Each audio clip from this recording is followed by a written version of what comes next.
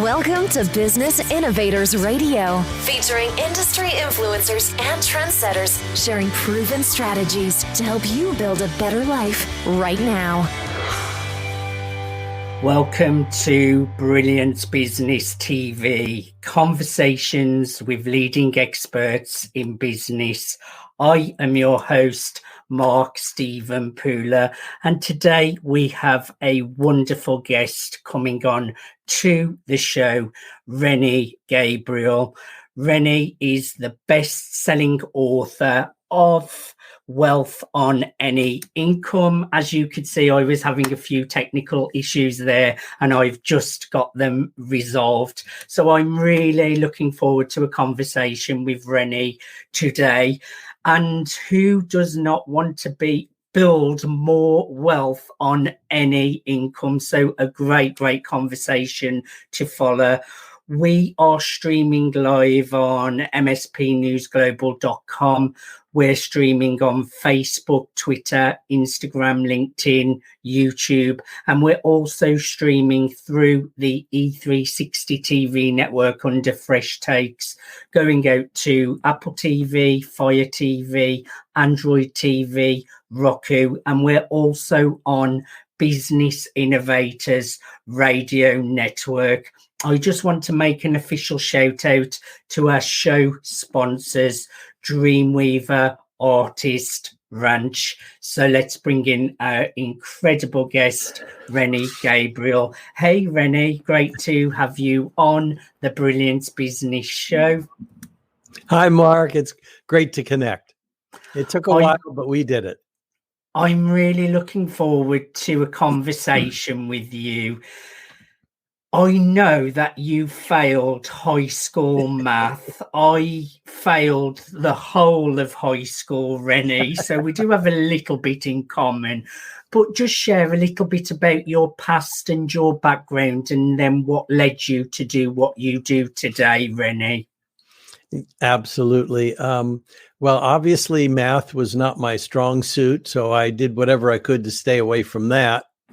But in my 20s, I discovered that concepts around money are not the same as geometry or trigonometry or calculus. It has nothing to do with those kinds of things. Yes.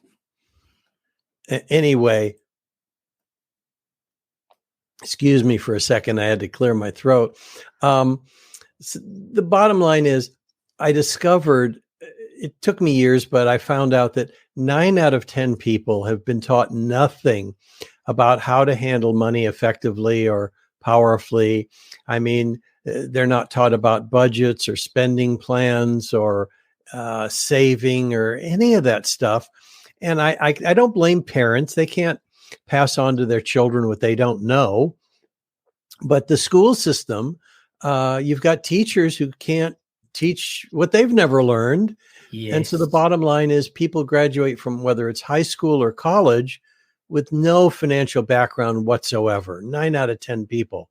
And I sought out this information. I mean, I even became a certified financial planner and was still struggling with the basic foundations of handling money. How much money's coming in? Where do you spend it? And that is the most important aspect of any financial plan. It's how much money am I bringing in? Where am I spending it? I have to make choices. And it wasn't until my 40s I finally got that information. And the saddest part is I found that information most powerfully, effectively in a program for debtors, a 12-step anonymous program for people who can't handle money.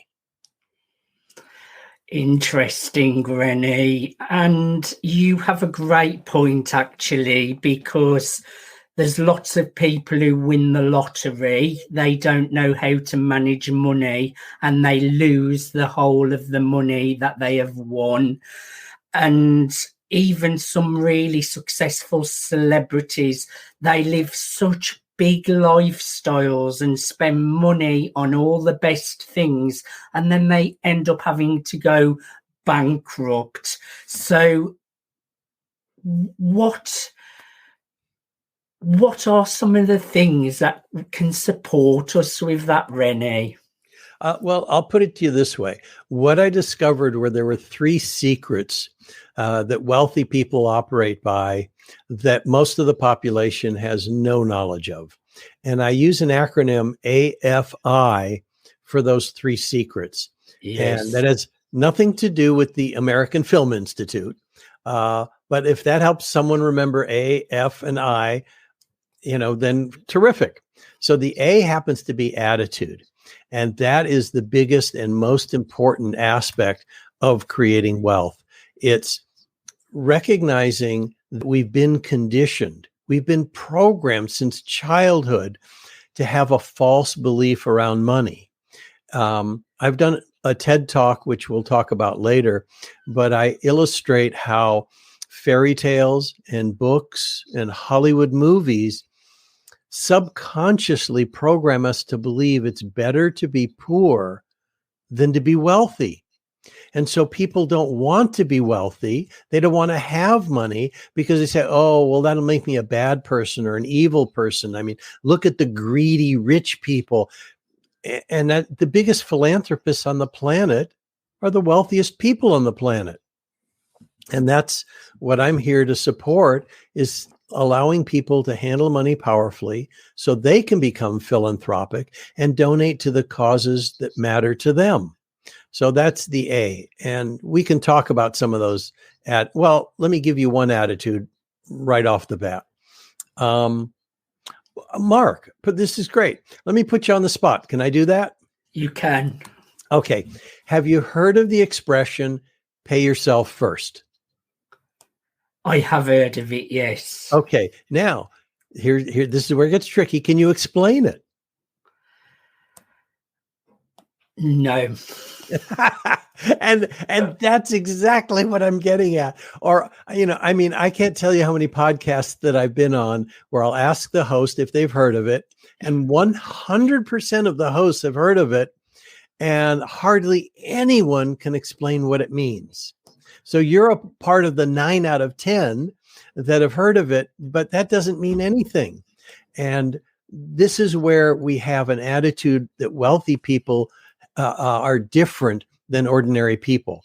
When they have something that they've heard before that's familiar to them, they won't make a statement like, oh, yes, I've heard that, or that's not new to me, or I know about that.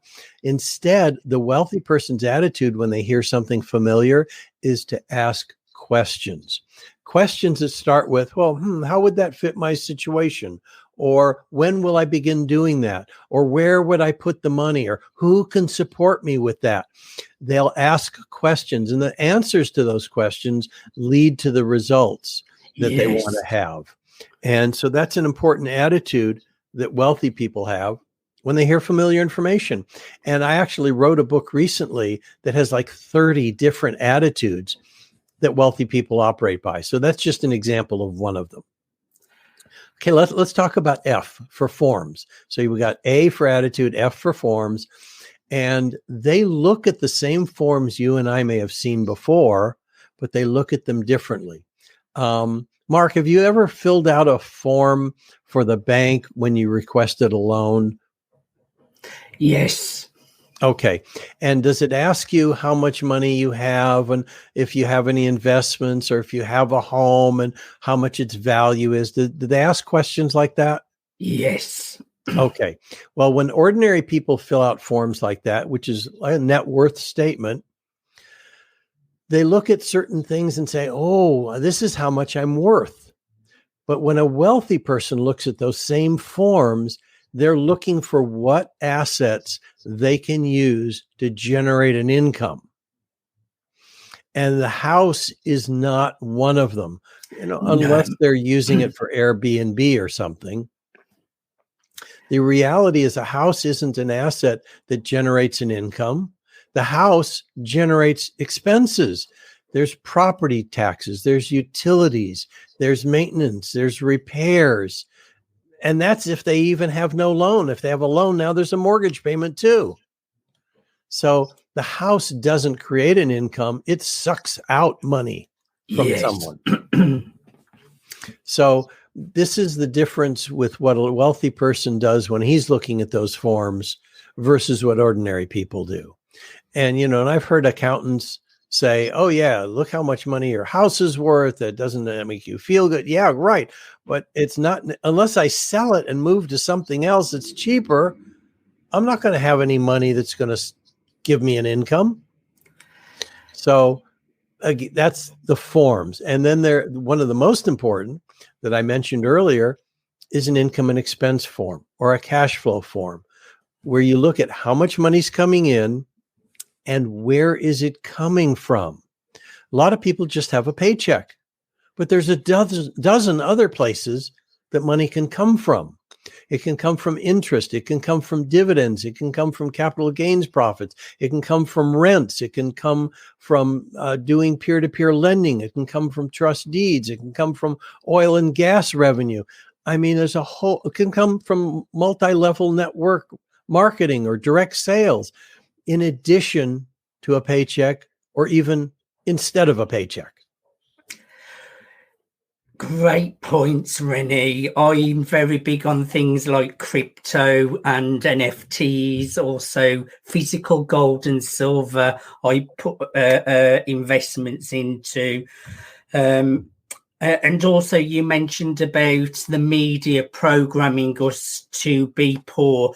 And sometimes that can come from family as well, because I know the older generation, they would talk you, oh, money's bad, money's evil. So it can come from your family as well, which is programmed into you as well.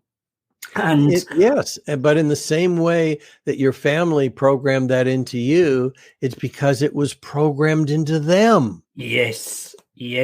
And I like your point as well about asking great questions, because if you ask questions, you get great answers that will help you to move forwards.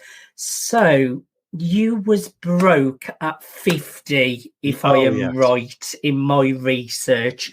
Tell us a little bit about that, and then how did you get yourself out of it? And obviously now you have created to wealth of a multi-millionaire. So from 50 being broke, how did you make that turnaround? Well, I think it's important to say how it happened. And there were a couple of divorces. There was a business failure. And since I didn't know how to handle money effectively to begin with, it wasn't easy to put things together. But in my 40s, I found out how things are supposed to work. And in my 50s, after my second divorce, I put into practice the concept that we just spoke about, which is pay yourself first. I was only earning $5,000 a month, but I set aside $500 a month to keep for myself, to treat myself like I deserved to own some of the money I was earning. And in 3 years, I saved up a whopping $18,000. Well, I had the opportunity to invest with two other people in a little piece of income producing real estate. It was a triplex. And so my wife, my third wife, she put in $18,000, and the realtor said, this is such a good deal, I'll contribute $36,000. So it took three of us to make that down payment. And so one of my expressions, quotes is, wealth creation is a team sport, not a solo sport. Well, that's a great point, actually, Rennie. It's very important, because I don't suggest anyone try and create wealth by themselves. And if you look at the wealthiest people on the planet, they didn't do it by themselves either. Whether you're looking at Elon Musk or Steve Jobs or Warren Buffett. Oh, okay. Most people have heard of Warren Buffett. You have, right, Mark? I have, yes. Okay. Have you heard of Charlie Munger? No.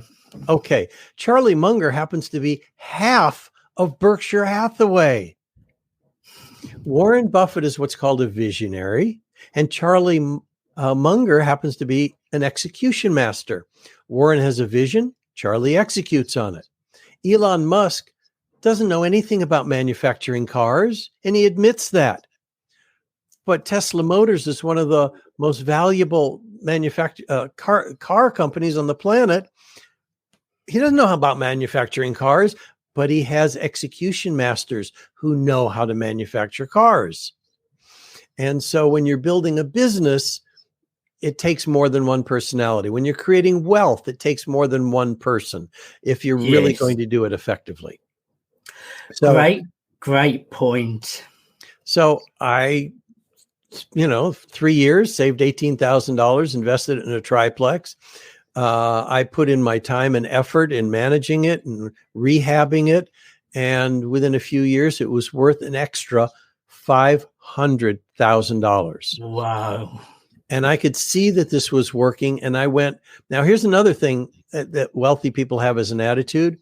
They borrow money. They use borrowed money to create wealth. They don't use borrowed money to buy a big screen TV or fancy car. They use it to create wealth. So I borrowed money to make down payments on more apartment buildings with the realtor and my wife. And literally within 8 years from the time I started, by age 58, I was worth multi-millions. Rennie, it's just so many pearls of wisdom there. I like how you shared the story of investing with 3 other people or 2 other people. Yep. Into real estate. It reminds me of what I'm doing on a very smaller level, and it's just a mini project I'm working on at the moment. But I've purchased a few NFTs. They match my money, what I put in. So I've got a couple of $1,000 bonus from putting a couple of thousand in. But the NFT is against physical real estate, so they're backed up by real estate, and when the real estate makes money, all the people who own the NFTs make an income. So I am on track. I do bits of investing and things. I think I want to ask you, you talked about this, pay yourself first. I didn't actually ask. Just briefly share what is the meaning behind that, Rennie. That's what I was talking about when I said at age 50, from the $5,000 a month I was earning, I set aside $500 a month. I paid myself that 10% that I was setting aside, and that was money I was going to keep for the rest of my life. That wasn't money to go to repair the car if it broke down. That was money that was going to be used to build my net worth and my wealth. And that concept, by the way, is 5,000 years old. It was actually written about in a book over 100 years ago called The Richest Man in Babylon. And hey, if it's worked for 5,000 years, it'll be working when you and I are dust. If it's not broken, don't fix it. Yeah, exactly. So I say, treat yourself like you matter. You're earning money. Set a specific amount aside, a percentage that you're going to keep for the rest of your life. And here's a great rule of thumb that I learned. If you set aside 10% that you're going to keep, that's going to create your wealth. And you set aside an additional 10% for the things that are going to go wrong. When you're going to have to spend money later because you forgot to set aside money for back to school clothing for the kids, or the property taxes, or the auto insurance premium, or that the car is going to break down. I found for almost all the people, the hundreds and hundreds of people that I've spoken to, and I've gone through their spending plans line by line, between 10 and 15% of the money that they need isn't set aside, and that's what creates the credit card debt. I think after today's episode, we're all going to be managing our money better, making better choices, or becoming more wealthy. Even from what you've shared, Rennie, you've shared a lot of value. Rennie, I just need to go to a commercial break, so please stay where you are. Thank you, everyone, for joining us for part 1 of Brilliance Business TV. We're in conversation with Rennie Gabriel, wealthonanyincome.com. Stay tuned.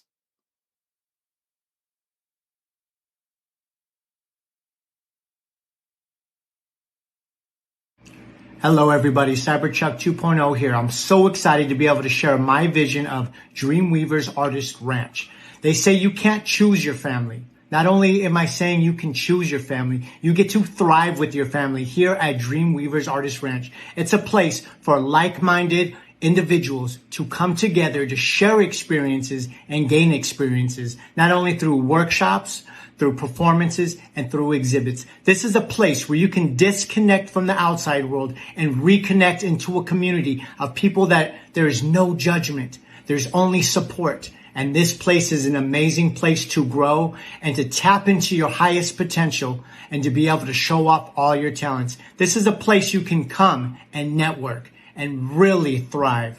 I'm so excited for Dreamweavers Artist Ranch. This is a place where dreams actually come true. I love you all so very much. I'll talk to you all later. Peace.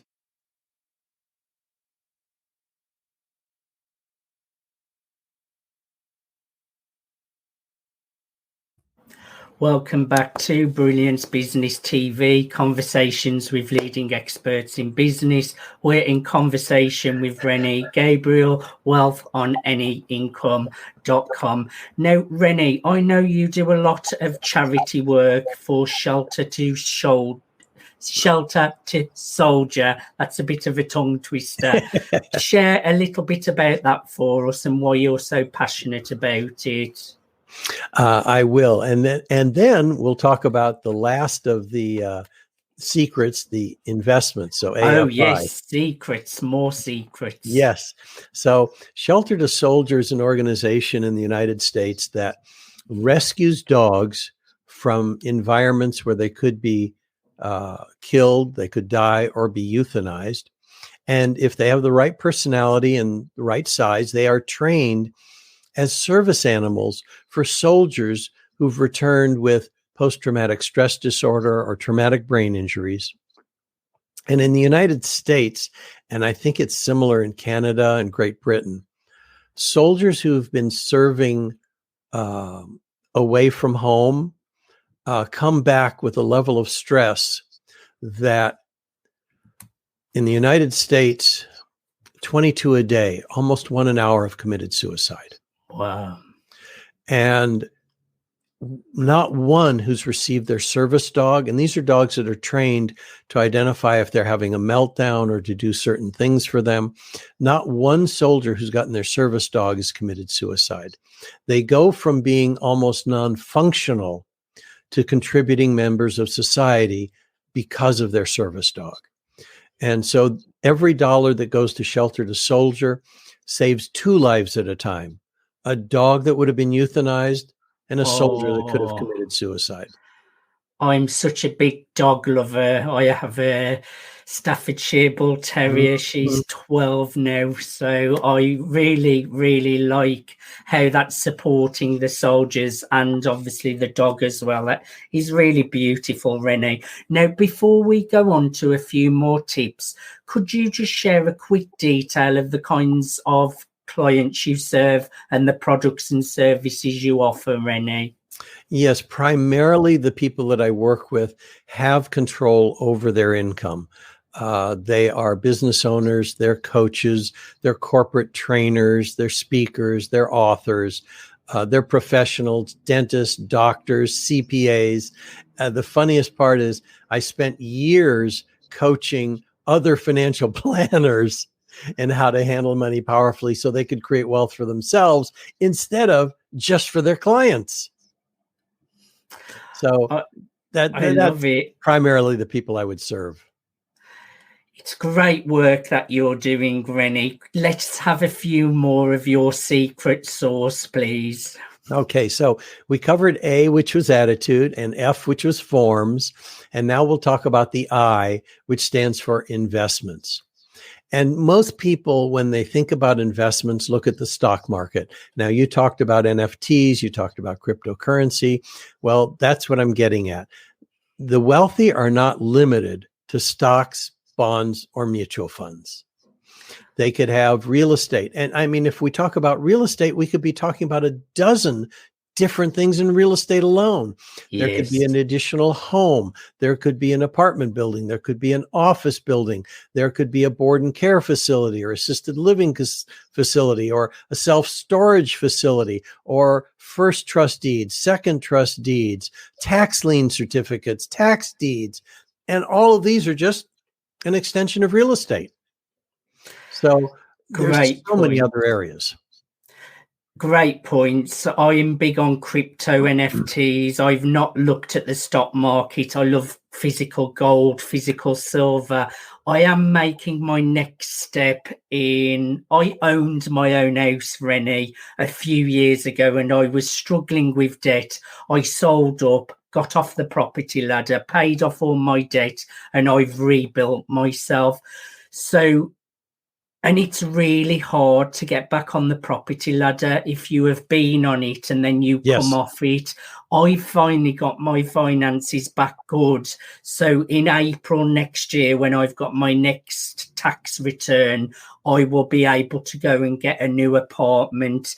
I am living there, and I know a lot of people say don't buy property if it's just to live in, but I would be wasting money on rent. So I'm getting myself a little apartment, but I'm seeing that as a temporary little apartment that I will move on to other things, and then that will be a rental when I move on. So I'm getting little things in all different places, which is a great start. But I thoroughly enjoyed all of your tips, Rennie. And like you say, people need this education. A lot of people do struggle to save, invest, and manage their money wisely. Before we end the show today, just tell us a little bit about your book, Wealth on Any Income, and also tell us a little bit about your free gift that you're offering as well.